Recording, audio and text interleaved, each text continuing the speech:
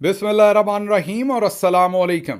29 नवंबर पाकिस्तान में हफ्ते की सुबह के इस वक्त 7:30 बज रहे हैं और सबसे पहले बात करते हैं काउंटडाउन पर। 0 days टू गो। जी हाँ, 0 दिन। वक्त ख़त्म हो गया, हमारा काउंटडाउन ख़त्म हो गया। आज आखिरी दिन है फील्ड मार्शल आसिम मुनीर का इस दफ्तर में और अभी तक मतलब 29 नवंबर दिन है हफ्ते का। सुबह के इस वक्त 7:30 बज रहे हैं। अभी तक फील्ड मार्शल आसिम मुनीर को किसी किस्म का कोई नोटिफिकेशन मुयस्सर नहीं आया। जी हाँ, आज शाम 5 बजे के बाद कानूनी तौर पर, आईनी तौर पर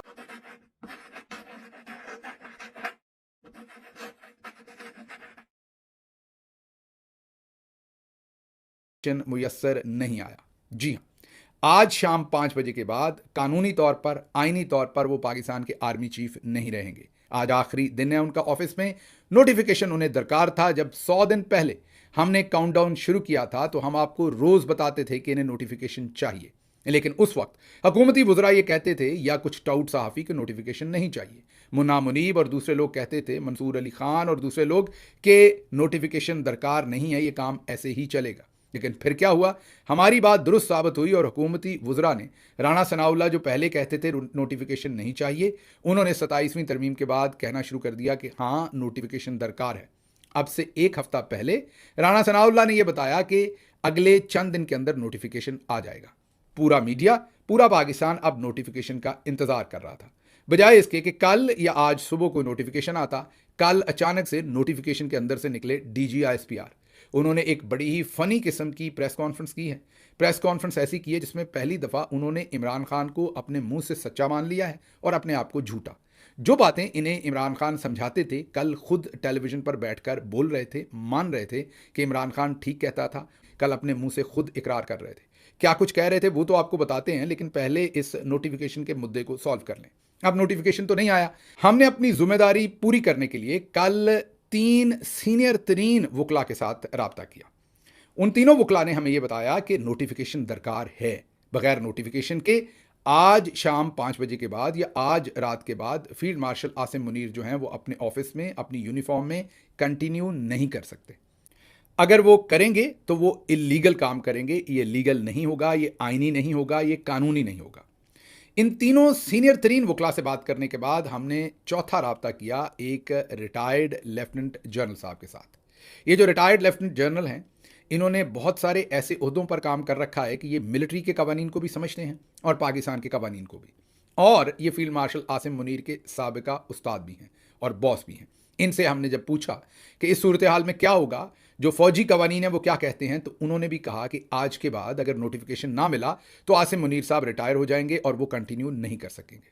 इससे पहले, आज से 4 दिन पहले, एक बहुत ही सीनियर ब्यूरोक्रेट से हमारी बात हुई थी, जिन्होंने एस्टैब्लिशमेंट डिवीजन और बहुत सारी इंपॉर्टेंट पोजीशंस के ऊपर काम कर रखा है और वो दफ्तरी जो दाव पेच हैं उन सबको समझते हैं, कवानीन को समझते हैं।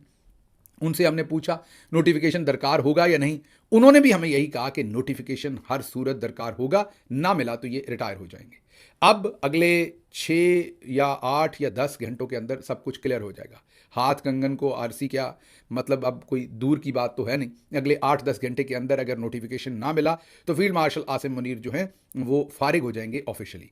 अब अगर उसके बावजूद वो बैठे रहेंगे और यूनिफॉर्म पहने रहेंगे, रखेंगे, तो वो तो जाहिर है फिर वो काबज़ होंगे। काबज़ तो कोई भी हो सकता है, ज़बरदस्ती तो हर वो शख्स कर सकता है जिसके पास ताकत हो। लेकिन कानूनी तौर पर जो छोटा मोटा उनके पास एक राइट आप कह लें या एक बहाना था, एक्सक्यूज़ था, वो आज शाम 5 बजे कह लें या रात 11 बजे कह लें, वो ख़त्म हो जाएगा जैसे ही आज का दिन इख्तिताम पजीर होगा। अब चलते हैं अगली खबर की तरफ, और वो खबर भी इसी से रिलेटेड है, क्योंकि कल और आज जब लोग नोटिफिकेशन का इंतज़ार कर रहे थे तो उसमें से अचानक से हमारे बहुत ही हैंडसम, बहुत ही खूबरू हमारे जो DGISPR हैं वो बीच में से निकल आए। उन्होंने एक ऐसी प्रेस कॉन्फ्रेंस कर दी जो प्रेस कॉन्फ्रेंस कम थी, इकबाल जुर्म ज़्यादा था। जो प्रेस कॉन्फ्रेंस कम थी, बिल्कुल चीख चीख कर वो उस प्रेस कॉन्फ्रेंस में कह रहे थे हम गलत थे, या हमारी जो अंडरस्टैंडिंग थी वो फ्लॉड थी, इमरान खान जो कहते थे वो दुरुस्त कहते थे। बहरहाल कल की जो उन्होंने प्रेस कॉन्फ्रेंस की उसके अंदर उन्होंने दोबारा से पॉलिटिकल टेरर नेक्सस जो है, जो क्राइम, पॉलिटिक्स और टेरर का नेक्सस है, उसी के ऊपर बातचीत करने की कोशिश की। सबसे पहले उन्होंने शुरू किया और बताया कि 4 नवंबर से लेके अब तक 4,910 ऑपरेशन कर रहे हैं। सर जी, इतने ऑपरेशन तो किसी बहुत बड़े हॉस्पिटल के अंदर अपेंडिक्स या छोटे मोटे नहीं होते कि 4 नवंबर से लेके अब तक आप तो हद ही मुका देते हैं। जब बात छोड़ते हैं तो सर ज़्यादा लंबी छोड़ देते हैं, थोड़ी मेहरबानी कर लें, थोड़ी कम कर लें। मेरा नहीं ख्याल पूरी दुनिया में किसी सारी फौजों के ऑपरेशन को भी मिला लें जहाँ जहाँ रौले चल रहे हैं, तो ये 4,910 ऑपरेशन जो है ये 25 दिनों के अंदर थोड़ा नामुमकिन काम है। कोई लंबी छोड़ दी। अब पता नहीं आपने ऑपरेशन किसका नाम रखा हुआ है, मतलब कोई छींक छूंक मारते हैं आप तो उसका नाम भी ऑपरेशन आपने रखा हुआ है। बहरहाल आपकी मर्जी है। उन्होंने कहा कि 4,910 ऑपरेशन हमने किए, हर दिन हमने 233 ऑपरेशन किए। अब ये 233 24 घंटों के ऊपर अगर आप डिवाइड कर लें तो आप ज़रा खुद ही समझ लें कि कितने मिनटों में कितने मिनट के बाद इन्होंने एक ऑपरेशन कर डाला है। तो थोड़ा मैं मेहरबानी कर दें, थोड़ी मिन्नत ही कर सकता हूँ, गुस्सा कर लेते हैं आप। अब क्या बच्चे की जान लेंगे? थोड़े से ऑपरेशन मेहरबानी करके कम कर लें। आपका क्या जाना है, थोड़े कम कर लें। मतलब चलें ये 4,910 में से सिफरा उड़ा देते। सिफरे का क्या होता है, वो तो सिफर ही होता है ना, सिफर उड़ा देते हैं। 491 रख लेते हैं, लेकिन वैसे ये भी बहुत ज़्यादा है, यकीन करें। तो एक उड़ा लेते हैं और तो कोई 49 रख लें। लेकिन बहरहाल वो पक्के हैं, अपनी बात आपको पता, वो पक्की बात करते हैं ना, इधर की करते हैं ना उधर की करते हैं। वो कह रहे हैं कि हमने 4,910 ऑपरेशन किए हैं, ऑपरेशन टेररिस्टों के खिलाफ, काइनेटिक ऑपरेशन किए हैं, इंटेलिजेंस बेस्ड ऑपरेशन किए हैं। उसके साथ वो टर्म्स भी बड़ी औकी औकी इस्तेमाल करते हैं। बहरहाल वो कहते हैं दिन के 233 जो 233 ऑपरेशन हमने पर डे किए हैं, लेकिन टेररिस्ट सर सिर्फ 206 मारे हैं आपने। ये आप ही ने बताया, मैंने नहीं। उन्होंने कहा कि ये जो 4,910 ऑपरेशन किए हैं इसमें टेररिस्ट 206 मारे हैं। सर कोई और भी किसी के खिलाफ ऑपरेशन हो रहा होता है, मसलन मेरा मतलब है कि कोई जो लश्करी सुंडी वगैरह कपास के अंदर होती हैं, मुझे नहीं पता, क्योंकि मेरे हिसाब से तो ये जो इंटेलिजेंस बेस्ड ऑपरेशन होंगे ये तो टेररिस्टों के खिलाफ होंगे। तो अगर 4,910 ऑपरेशन आपने किए हैं, क्योंकि कौम ने इसका पैसा तो सारा पे करना है। पहले भी एक दिन बताया था कि जब हमारी फोर्सेस ऑपरेशन करती हैं तो जो लोकल वहाँ पर गवर्नमेंट होती है, पंजाब हो, सिंध हो, केपी हो, बलूचिस्तान हो, उसी के खाते में वो सारे पैसे पड़ते हैं। End of the day tax payer ने ही वो पैसा पे करना है। आपने सब ने जो माचिस के ऊपर, तेल के लीटर के ऊपर, सारी चीज़ों के ऊपर टैक्स देना है, उसी के ऊपर वो पैसा है। तो सर ये 4,910 और टेररिस्ट हमने टोटल मारे हैं 206 इनमें। थोड़ा नंबर सर यही ज़्यादा कर दें। चलें आगे आगे चलते हैं। आगे अब अगली बात आपको बताएंगे, वो इमरान खान हमेशा इनको समझाते थे, क्या कह रहे थे। उन्होंने पहले तो तस्वीर दिखाई। उन्होंने कहा जी हम पर अटैक किया जाता है, बताया जाता है कि सरहद पार से दहशतगर्द भी आते हैं, कस्टम पेड गाड़ियां भी आती हैं, उधर से दहशतगर्द इधर आके हमले कर जाते हैं, स्मगलिंग भी होती है। तो ये ज़रा गौर कीजिए, बॉर्डर इसको हम कैसे रोक सकते हैं। उन्होंने बॉर्डर दिखाया और फिर उन्होंने कहा कि मैक्सिको और अमेरिका भी बॉर्डर को पूरी तरह सील नहीं कर सका, कोई मुल्क भी बॉर्डर को पूरी तरह सील नहीं कर सकता। फिर उनके मुंह से एक जुमला निकला जो असल में इकबाल जुर्म था। यकीन करें अगर आप DGSPR ना होते तो आपको 3-4 साल की कैद की सज़ा हो जानी थी जेल के अंदर, इस एक जुमले के ऊपर, क्योंकि पहले आप यही यूनिफॉर्म पहन के इसी जुमले के खिलाफ बातें करते रहे। जुमला क्या था? फेंस कुछ नहीं होता। ये जो आप फेंसिंग की बात कर रहे हैं कि फेंस वहाँ पर लगा हुआ है, फेंस कुछ नहीं होता, उनके मुंह से निकला। तो सर पहले जनरल बाजवा से पूछ लें कि अगर फेंस कुछ नहीं होता तो कौम के अरबों डॉलर, जी हाँ अरबों डॉलर, दोबारा रकम रिपीट कर रहा हूँ, अरबों डॉलर, जो उन पर इल्ज़ाम भी है कि जनरल बाजवा ने अपने किसी रिश्तेदार को ठेका दिया था, तो कौम के अरबों डॉलर आपने तब फेंस पर क्यों लगाए थे? ये अगर फेंस सिर्फ इसलिए बनी हुई है कि बैडमिंटन खेली जा सकती है, एक टीम उधर खड़ी हो जाए, एक इधर हो जाए, और ऊपर से बैडमिंटन, तो फिर बैडमिंटन का नेट ही लगा लेते सर। हमें तो यही बताया गया था कि ये फेंसिंग हो जाएगी तो सारे मसले हल हो जाएंगे, और कौम का करोड़ों अरबों रुपया उसके ऊपर लगा था कि फेंसिंग के बाद मसला हल हो जाएगा। कौम ने वो पैसा भी दिया, वो बर्दाश्त भी किया, और आज आप अपने मुंह से कह रहे हैं कि ये फेंस शेंस कुछ नहीं होता, इससे कुछ भी रुकता नहीं है। आगे सुनिए उनके जुमले क्या हैं। वो कहते हैं कि ये फेंस कुछ नहीं होता, आप सारे हम पे तनकीद करते हैं कि वहाँ से दहशतगर्द आ जाते हैं, तो बॉर्डर की तस्वीरें दिखाएं और कहा कि आप चाहते हैं कि हम सब कुछ सील कर दें, परिंदा पर भी ना मार सके, और जिसे आप फेंस कहते हैं ना, इसकी कोई वैल्यू नहीं होती। ये मेरा जुमला नहीं है। DGSPR ने कहा कि आप लोग चाहते हैं कि हम बॉर्डर को पूरी तरह सील कर दें, वहां परिंदा पर भी ना मार सके, ऐसा नहीं हो सकता। जिसे आप फेंस कहते हैं ना, वो जंगला जो लगा हुआ है, वो कहते हैं जिसे आप फेंस कहते हैं उसकी कोई वैल्यू नहीं होती, कोई पकड़ेगा और 1 मिनट में काट देगा और काट के अंदर से गुजर आएगा। सर ये उस वक्त क्यों नहीं पता था आपको जब आपने करोड़ों अरबों रुपया कौम का लगाया, खून पसीने का पैसा लगाया, और आपने कहा था कि इस फेंस के लगने के बाद यहां से दहशतगर्दी खत्म हो जाएगी। अब आपको याद आया। दूसरी बात उन्होंने एक और तस्वीर दिखाई और लोगों से पूछा कि क्या आपने कभी सिंध और पंजाब और बलूचिस्तान, इनके बॉर्डर्स के ऊपर, बिल्कुल बॉर्डर के ऊपर, वैसे तो आपने एग्जाम्पल बहुत ही गलत दी सर, ये आप हैं तो आप समझदार, लेकिन ये वाली बड़ी नालायक बात की आपने। क्योंकि उन्होंने अफगानिस्तान और पाकिस्तान के बॉर्डर को सिंध और बलूचिस्तान के बॉर्डर से कंपेयर किया और पंजाब और सिंध के बॉर्डर से कंपेयर किया। मैं आपकी अकल को 21 तोपों की सलामी दे सकता हूँ। वो 2 मुल्क हैं, यहाँ 2 सूबे हैं, लेकिन आप बादशाह हैं, कुछ भी कह सकते हैं। आप जंगल के बादशाह, अंडा दें बचा दें, आपको कौन पूछ सकता है। यकीन करें, अगर ये कोई सिविलियन अदारा होता और ऐसी बात किसी ने की होती, अभी तक गद्दारी बगावत के उस पर मुकदमे दर्ज हो जाने थे कि आप सिंध और पंजाब के बॉर्डर को, सिंध और बलूचिस्तान के बॉर्डर को आप गैर मुल्की सरहद जो है वो करार दे रहे हैं। बहरहाल डीजी साहब ने ये कहा कि कभी आपने सिंध और बलूचिस्तान के बॉर्डर पर आबादी को दरमियान में डिवाइडेड देखा? अपने मुंह से कहते नहीं देखा, आप गलत बयानी कर रहे हैं, देखा है। बहुत सारे ऐसे गांव होते हैं, एक तरफ सिंध है, एक तरफ पंजाब है, आबादियां हैं, डेरे हैं लोगों के, सब कुछ है। लेकिन डीजी साहब ये प्रूव करना चाह रहे थे कि सूबों के दरमियान भी जो बॉर्डर है वहां पर भी आबादी बिल्कुल बॉर्डर पर नहीं है, लेकिन जो अफगानिस्तान का बॉर्डर है वहां पर आबादी बॉर्डर पर है। उन्होंने फिर आगे फरमाया कि 29 ऐसे कबीले हैं, ट्राइब हैं, जो आधे उधर रह रहे हैं, आधे इधर रहे हैं। फिर उन्होंने तस्वीरें दिखाई कि ये देखें, बॉर्डर के आधे घर उधर हैं, आधे घर इधर हैं। उन्होंने कहा कि अब आप बताइए इसको हम कैसे सिक्योर करें, इसको तो सिक्योर नहीं किया जा सकता। तो अब ज़रा रुकिए मेरे बहुत ही समझदार जनरल साहब, आप तो तब शायद मेरा ख्याल मेजर भी नहीं होंगे जब इमरान खान आपके बुज़ुर्गों को ये बताया करते थे फ़ौज के कि अफ़गानिस्तान के साथ जो हमारा बॉर्डर है उसको हम इस तरह सील नहीं कर सकते। इमरान खान क्योंकि एक स्टेट्समैन है तो वो आपको 25 साल पहले ये बताया करते थे कि अफगान लोगों के साथ हमें बातचीत करके अपने रिलेशनशिप बेहतर करने पड़ने हैं, तब जाके वहां पर मामला हल होने। ये फेंसिंग शेंसिंग से मसला हल नहीं होना, क्योंकि हम रचे बसे हैं। एक बहन का घर उधर है, भाई का घर इधर है, बेटी की शादी उधर हुई है, बेटे की शादी इधर हुई है, एक दीवार उधर है, एक दीवार इधर है, आधा खानदान उधर है, आधा इधर है, तो आप उनको कैसे डिवाइड कर लेंगे? ये इमरान खान आपको 25 साल से समझा रहे हैं और आप 25 साल से कह रहे हैं कि नहीं, हमने लड़ना है, हमने मिसाइल मारना है, हमने ड्रोन मारना है और हमने वहां पर जाकर ऑपरेशन करना है। आज आप एज अ डीजी ISPR, जब आपकी भी रवानगी तकरीबन होने वाली है इस पोजीशन से, आप बैठकर हमें ये बता रहे हैं, हमें उल्टा बता रहे हैं। सर ये तो बहुत ही बड़ी ऑडोसिटी है आपकी कि आप वापस पाकिस्तानी कौम को बता रहे हैं, जिस कौम का लीडर आपको बताता रहा है कि बॉर्डर पर फेंसिंग ऐसे नहीं हो सकती, अफगानिस्तान से रिलेशनशिप ना बिगाड़िए, इतने उनसे बातचीत करनी पड़नी है। वो ऐसे ही जैसे जिस्म के अंदर कोई चीज़ ग्रो हुई हो, उसको तो आप अकेला नहीं कर सकते। ये आपके नाखून कोई भी पकड़ के खींचे तो आपको तकलीफ होती, क्योंकि जिस्म के अंदर उगे हुए हैं।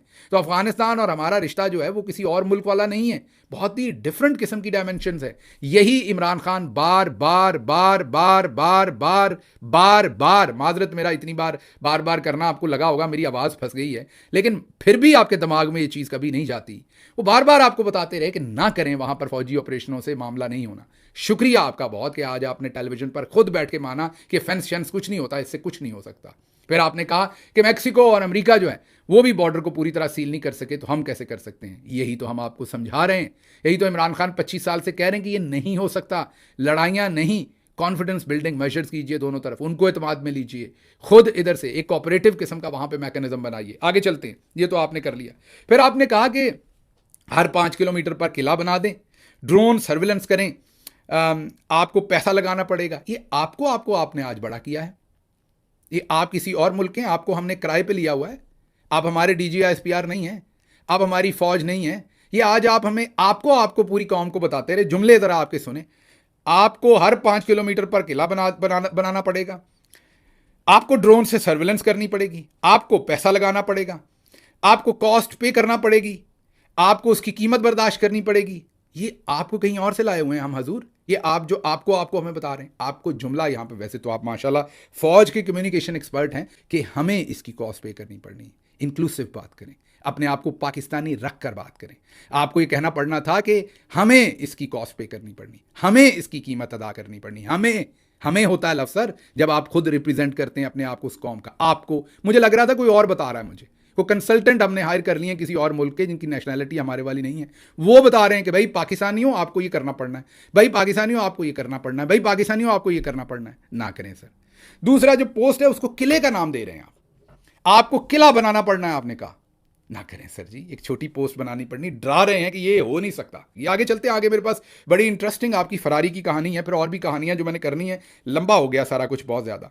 फिर उन्होंने कहा कि जो दोनों साइड पर गांव हैं उनको कुछ नहीं किया जा सकता डिवाइड। ये तो खैर इमरान खान आपको बहुत देर से बता रहे हैं कि ये कुछ नहीं किया जा सकता। फिर कहा कि पॉलिटिकल टेरर क्राइम नेक्सस है, नॉन कस्टम पेड गाड़ियां हैं, 4-4.5 लाख नॉन कस्टम पेड गाड़ियां हैं, उनको क्यों नहीं रोकते?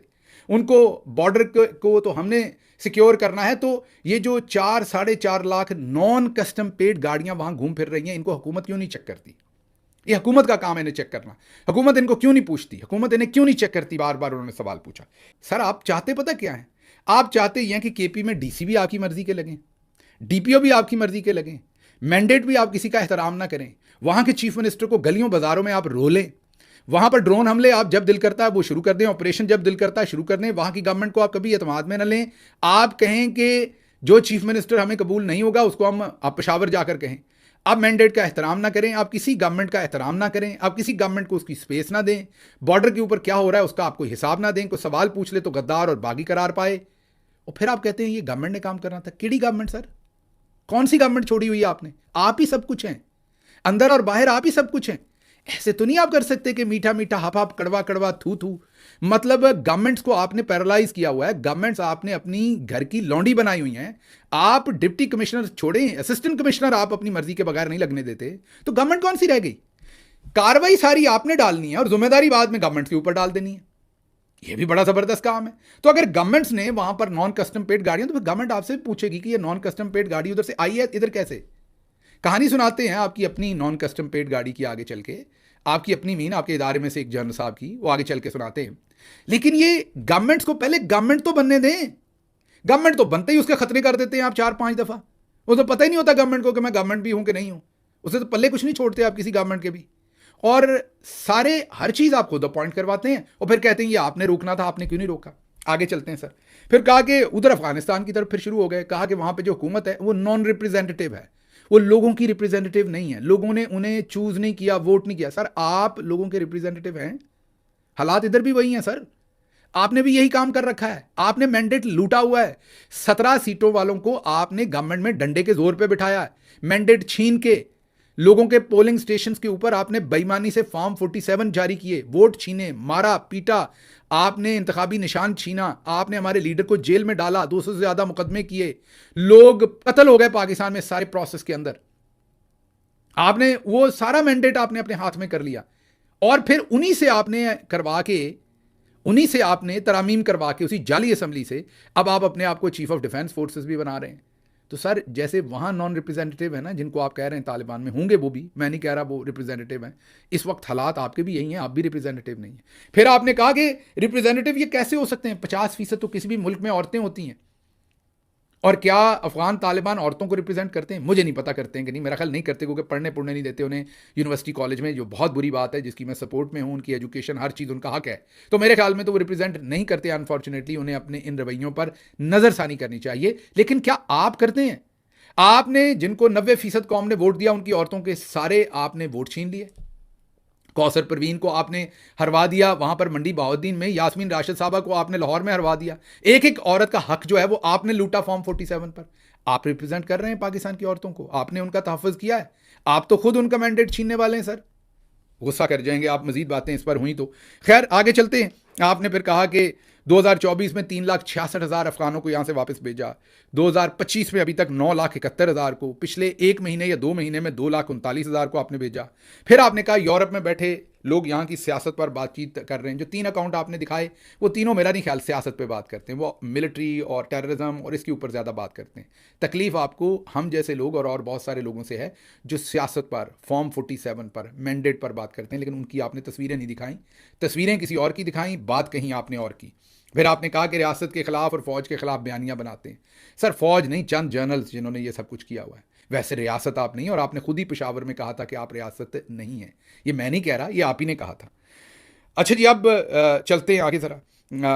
और भी आपने बातें की, आपने कहा कि हक बातिल पर गालिब आता है। सर यही सोच के हम भी लगे हुए हैं, यकीन करें, बाकी तो आगे अंधेरा है। आप ही की बात, आपने कहा अल्लाह का कानून है, हक बातिल पर गालिब आता है, आप ही की बात सर, हम भी लगे हुए हैं। फिर आपने कहा कि रिजॉल्व की कमी पाकिस्तानियों में नहीं है। ये जब आप हमें डील करते हैं तो आपको लगता है हमें रिजॉल्व की कमी है। आप ही जैसे हम भी पाकिस्तानी हैं, आपकी और हमारी माएँ सांझी हैं, एक ही जैसे बच्चे पैदा किए हुए हैं। तो अगर आपको लगता है कि आपकी तरफ रिजॉल्व बढ़ा है, तो हमारी तरफ रिजॉल्व कैसे कम है? आपको कैसे लगता है आप हमारे नामों पर लकीर फेर देंगे, हमें मिटा देंगे और हम आगे से नहीं बोलेंगे? तो ज़रा इन हाउस भी थोड़ी सी अपनी अकाउंटेबिलिटी कीजिए कि आप खुद पाकिस्तानियों के साथ क्या कर रहे हैं। आगे चलते हैं जी। आपको एक कहानी सुनानी है जल्दी से। वीलॉग थोड़ा सा आज लंबा होगा, उसके लिए माजरत, मेरे पास एबिलिटी नहीं इससे शॉर्ट करने की। से फौज ने, जब फौज के अंदर 2 अफसरान जो असल में शहीद हुए लेकिन उनको स्मगलर बना दिया गया, ये कहानी है। जनाब मोहतरम मेजर जनरल एजाज शाहिद, जो एफसी के मेजर जनरल थे और कमांडेंट ऑफिसर थे, उनके साथ हुआ क्या? हादसा हुआ 26 नवंबर 2014 कोयटा में। 26 नवंबर 2014 कोयटा में हुआ क्या कि मेजर जनरल एजाज शाहिद साहब, जो उस वक्त आईजी थे एफसी के, एफसी जैसे फ्रंटियर कंस्टेबलरी, मतलब आप इसे यही समझें कि एक नीम फौजी दस्ता जैसे रेंजर्स होता है, इस पर भी मेजर जनरल साहब ही बैठते हैं, तो उसे फौजी दस्ता ही समझें आप।